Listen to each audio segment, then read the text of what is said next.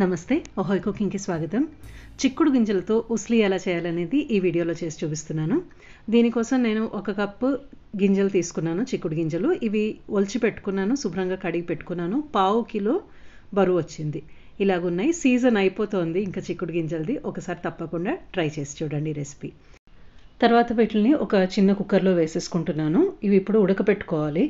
వీటికి 1/3 కప్ అంతా నీళ్లు పోసుకోండి. కొద్దిగా నీళ్లు పోసుకుంటే చాలు, ఎక్కువ నీళ్ళు అవసరం లేదు. అవి కొంచెం మునిగి కొంచెం తడి తగిలితే చాలు. ఒక కుక్కర్ లేని వాళ్ళు డైరెక్ట్గా ఒక గిన్నెలో కూడా 10-12 నిమిషాలు మూత పెట్టుకొని ఉడకపెట్టుకోవచ్చు. తర్వాత ఇవి చప్పగా లేకుండా ఉండటం కోసం అని ఒక 3/4 టీ స్పూన్ దాకా ఉప్పు వేసుకొని మూత పెట్టుకొని వెయిట్ పెట్టి 3 విజిల్స్ మీడియం ఫ్లేమ్లో ఉడికించుకుంటున్నాను. అది ఉడికేంత లోపల దానికి కావాల్సిన ఒక సింపుల్ మసాలా, ఒక పేస్ట్ తయారు చేసుకుందాం. మిక్సర్ జార్లో 1/2 కప్పు పచ్చి కొబ్బరి ముక్కలు వేసుకుంటున్నాను. ముక్కల ప్లేస్లో మనం తురుము కూడా వేసుకోవచ్చు. చిన్న చిన్న ముక్కలు అల్లం ముక్కలు 3 వేసుకుంటున్నాను. 1 ఇంచ్ అల్లం ముక్కని ముక్కలుగా చేసి వేసుకున్నాను. 2 పచ్చిమిరపకాయలు ముక్కలు చేసి వేసుకుంటున్నాను. కారం అనేది ఎక్కువ తక్కువ పచ్చిమిరపకాయలు మీ టేస్ట్ని బట్టి అడ్జస్ట్ చేసుకోవచ్చు. 1 గుప్పెడు ఫ్రెష్గా ఉన్న కొత్తిమీర వేసుకుంటున్నాను. ఇప్పుడు కొంచెం అంటే కొంచెం నీళ్లు వేసుకుని ఇది పేస్ట్ అయ్యేంత వరకు చేసుకోవాలి. ఇలాగా చేసుకోండి. దీన్ని పక్కన పెట్టేసుకొని కుక్కర్ అయింది, వెయిట్ తీసి చూపిస్తున్నాను ఎంతవరకు ఉడికింది అనేది. మనకి ఇవి మెత్తగా పేస్ట్ లాగా అయిపోకూడదు. జస్ట్ గింజ ఉడికి ఇలాగా మనకి విడివిడిగా పొడి పొడిగా ఉంటేనే ఉస్లీ అనేది బాగుంటుంది. ఇంతవరకు ఉడికితే సరిపోతుంది. మీడియం ఫ్లేమ్లో నేను 3 విజిల్స్ పెట్టి ఉడికించుకున్నాను.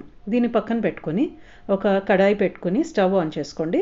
2 టీ స్పూన్ల నూనె వేసుకుని నూనె కాగిన తర్వాత 1/2 టీ స్పూన్ ఆవాలు, 1/2 టీ స్పూన్ జీలకర్ర, ఎండుమిరపకాయ 2-3 ముక్కలు చేసి వేసుకుంటున్నాను ఒకదాన్ని. ఒక పెద్ద చిటికెడు ఇంగువ, ఒక చిటికెడు పసుపు వేసుకుంటున్నాను, కొద్దిగా కరివేపాకు. ఇవన్నీ కాస్త పోపు రెడీ చేసేసుకోండి వేయించి. నేను ఈరోజు దీంట్లో ఉల్లిపాయ అనేది వాడట్లేదు. ఉల్లిపాయ కావాలి అనుకున్న వాళ్ళు కొంచెం ఉల్లిపాయ ముక్కలు వేసుకోవచ్చు, చిన్న చిన్న ముక్కలుగా చేసి. అది కొంచెం పింక్ కలర్ వచ్చేంత వరకు వేయించుకుంటే సరిపోతుంది. ఉల్లి వేసినప్పుడు ఇంగువ వేయకుండా ఉన్నా సరిపోతుంది. తర్వాత పోపు వేగిన తర్వాత ఉడకపెట్టుకున్న చిక్కుడు గింజలు దీంట్లో వేసేసుకోండి. కొద్దిగా నీళ్లు కూడా ఉన్నాయి కుక్కర్లో, అవి కూడా వేసేసుకున్నాను. ఇదంతా కాస్త మీడియం ఫ్లేమ్లో పెట్టుకొని నీళ్లు పోయేంత వరకు వదిలేసేయండి. ఆవిరైపోతుంది ఒక 2-3 నిమిషాల్లో. నీళ్ళంతా పోయిన తర్వాత చూడండి, ఇప్పుడు గ్రైండ్ చేసి పెట్టుకున్న పేస్ట్ దీంట్లో వేసేసుకొని లో నుంచి మీడియం ఫ్లేమ్ పెట్టుకోండి. నేను కుక్కర్లో చిక్కుడు గింజల వరకు ఉప్పు వేసుకున్నాను. ఇప్పుడు ఈ కొబ్బరి వరకు కొద్దిగా ఉప్పు వేసుకున్నాను. ఒక 1/2 టీ స్పూన్ నుంచి 1/2 టీ స్పూన్ దాకా ఉప్పు వేసుకున్నాను. మనం మిక్సర్ జార్లో అన్ని పచ్చి వేసుకున్నాం కాబట్టి ఇప్పుడు కొంచెం ఒక 2 నిమిషాలు అలా వేయించుకుంటే మనకి దగ్గర పడుతుంది. ఆ పచ్చిదనం అనేది కూడా పోతుంది.